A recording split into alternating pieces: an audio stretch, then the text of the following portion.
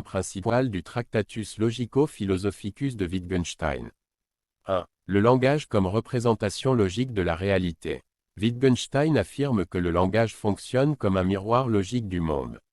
Cela signifie que les propositions, ou phrases, du langage peuvent représenter des faits du monde de manière similaire aux images. Lorsqu'une proposition est vraie, elle correspond alors à une réalité ou à un fait.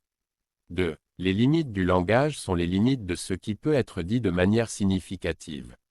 Selon Wittgenstein, le langage est limité aux choses qui peuvent être dites de manière logique et claire. Si quelque chose ne peut pas être exprimé dans cette structure logique, cela n'a pas de sens dans le contexte du langage. Par exemple, des sujets comme le mystère de l'existence, qui ne peuvent pas être logiquement démontrés, sont considérés comme dépourvus de sens par Wittgenstein, non pas parce qu'ils sont insignifiants, mais parce qu'ils échappent à la logique du langage. 3. Critique de la philosophie traditionnelle. Wittgenstein critique la philosophie traditionnelle en disant qu'elle essaie de répondre à des questions métaphysiques qui, selon lui, ne peuvent pas être abordées par le langage logique. La philosophie, pour Wittgenstein, ne doit pas chercher à résoudre les mystères de la nature de la réalité mais plutôt se limiter à analyser le langage lui-même pour comprendre ses limites. 4. L'éthique, l'esthétique et le mystique échappent au langage.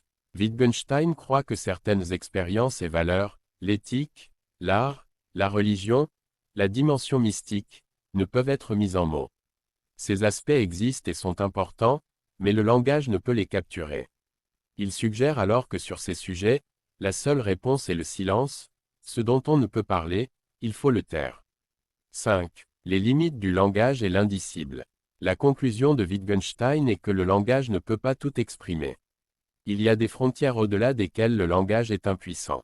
Ces frontières définissent ce qui est dicible, ce qui peut être dit, et l'indicible, ce qui doit rester silencieux.